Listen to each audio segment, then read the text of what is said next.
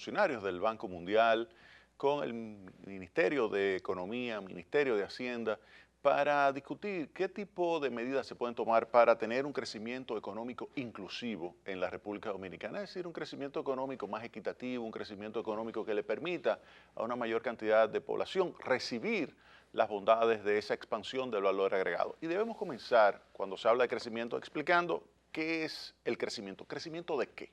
Del valor agregado. ¿Qué valor agregado? El valor agregado básicamente es masa salarial y el excedente bruto de explotación. La masa salarial es la cantidad de recursos que se paga en forma de ingresos para los trabajadores. Trabajadores que pueden ser trabajadores directamente de una empresa o puede ser un trabajador también por cuenta propia. Ese perceptor de ingresos, si se tiene lo que es la cantidad total de personas que está trabajando multiplicado por el ingreso promedio de esos trabajadores, eso hace la masa salarial.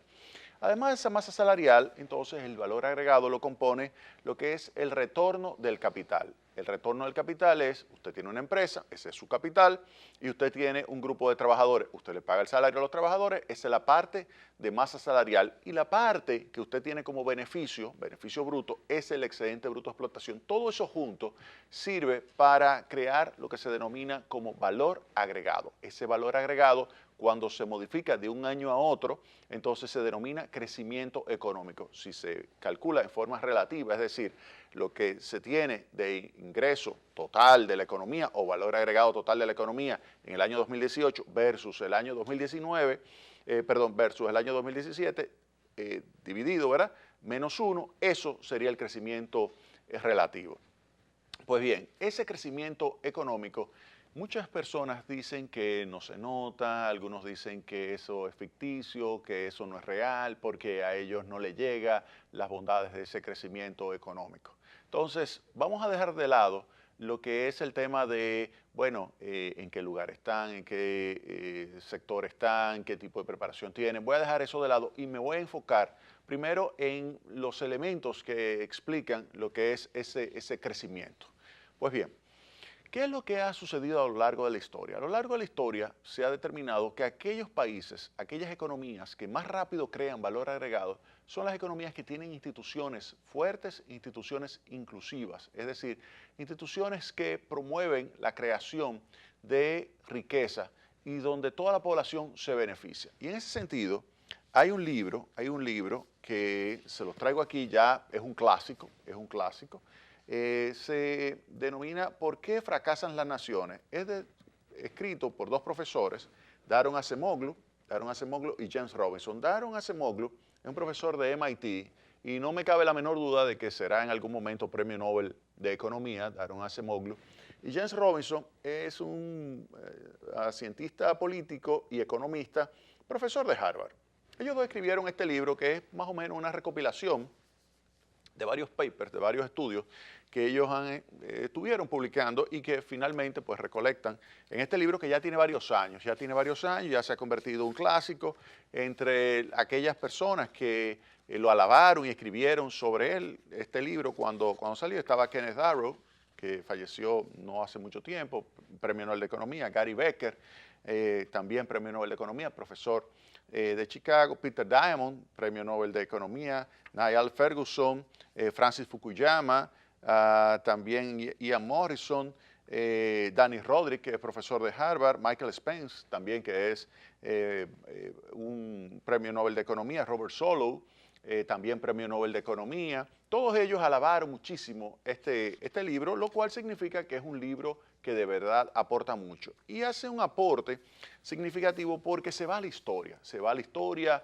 desde las primeras civilizaciones y analiza por qué algunas civilizaciones progresaron más que otras. ¿Por qué, por ejemplo, si Perú, que surge de un imperio, el imperio inca, o México, que surge de un imperio, el azteca, por qué si lo comparamos con lo que ha sido la evolución de una economía tribal mucho más atrasada como la que se vivía en Norteamérica, por qué esos dos dos tipos de sociedades, la peruana y la mexicana, no son hoy más desarrolladas o no tienen mejor nivel de vida que lo que tiene el territorio de los Estados Unidos, donde lo que había eran comunidades tribales donde se tenía un muy bajo nivel de desarrollo en comparación con lo que existía bajo el imperio azteca o bajo el imperio inca. ¿Qué sucedió? Entonces ellos hacen el análisis con relación a las instituciones y señalan que hay dos tipos de instituciones: instituciones inclusivas e instituciones que son extractivas. Las instituciones inclusivas son instituciones que promueven, por ejemplo, el régimen de propiedad, y de eso voy a hablar en detalle.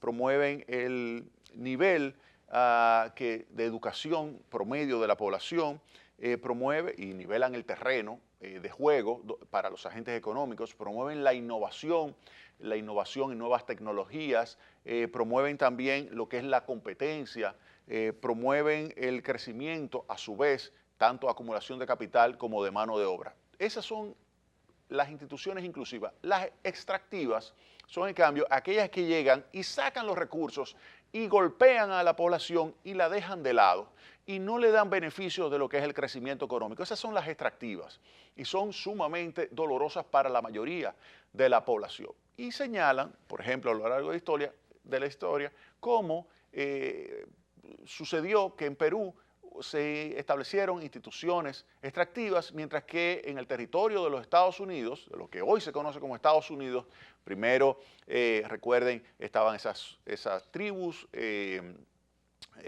indígenas, luego se colocaron los españoles en lo que se conoció como esa Nueva España, la Nueva Francia, los franceses, y también los ingleses con la Nueva Inglaterra. Todo eso pues, fue el territorio norteamericano. Los franceses estaban desde New Orleans hasta Quebec. Todo eso era una franja francesa. Los ingleses era una pequeña zona que eran las famosas 13 colonias, y pues lo que es la Nueva España es todo México y subiendo todo California, así como también Nuevo México, Texas y toda esa zona del sur de los Estados Unidos. Todo eso era la Nueva España. Sin embargo, se ve como el establecimiento de instituciones inclusivas en la zona de las 13 colonias, pues logró esto, pues promover un ritmo de crecimiento y de innovación y de igualación del nivel de bienestar de la población muchísimo más rápido que lo que sucedió en Perú o lo que sucedió en México. Entonces, ese es un ejemplo de cómo instituciones inclusivas pueden generar un mejor nivel de bienestar. Otro caso, porque ustedes me dirán, sí, pero mira, lo que pasa es que uno está al sur, aunque México está cercano y pudiera ser más comparable con Estados Unidos, pero Perú está muy al sur, por lo tanto no es totalmente comparable. Vamos a tomar también, y ellos lo toman, el caso de Corea. Corea, hasta la guerra de Corea, pues no se había dividido. El paralelo 38 divide Corea del Norte, Corea del Sur. Dos zonas que hasta ese momento eran prácticamente iguales en términos económicos, tenían una situación en términos de cultura, educación muy parecida, y sin embargo hoy, si usted toma Corea del Sur y lo compara con lo que es el nivel de bienestar de Corea del Norte, usted se da cuenta de que es el cielo a la tierra a la distancia. ¿Por qué? Porque en una se establecieron instituciones inclusivas, que fue Corea del Sur, y otras instituciones extractivas, como es el caso de Corea del Norte. En Corea del Sur se fortalece el régimen de propiedad, se promueve la innovación, se promueve la educación, se promueve la competencia, se promueve el crecimiento propiamente de la economía, se genera una mayor acumulación de capital, se genera una mayor y facilidad de emplear personas, y todo eso permite que Corea del Sur pues tenga un crecimiento exponencial.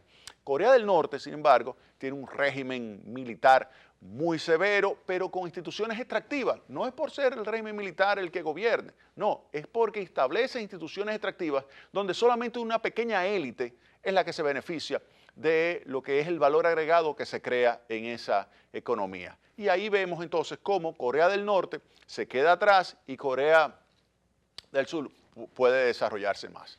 Pero tómese otro caso más cercano. Tómese el caso, para que usted vea también la importancia de lo que es la política forestal, la política medioambiental. Tómese el caso de la isla de Santo Domingo. Si usted toma el caso de la isla de Santo Domingo, usted se da cuenta de que tiene en una parte a República Dominicana y otra República de Haití. En 1844 la economía prácticamente eran similares.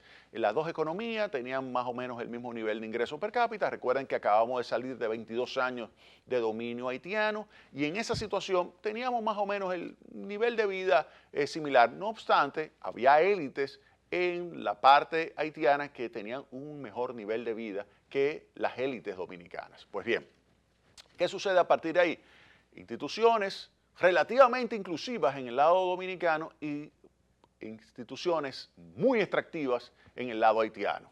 Y esto hace que a partir de ahí se comience a generar un ritmo de crecimiento totalmente distinto, un ritmo de crecimiento del valor agregado distinto en el lado de República Dominicana y el lado de Haití. Usted me dirá, sí, pero República Dominicana muy atrasado, República Dominicana, tuvimos a Trujillo, tuvimos a Lilith, tuvimos a la intervención norteamericana, bueno, tuvimos un desastre luego. Sí, es verdad, pero vamos a compararla con Haití, vamos a compararla.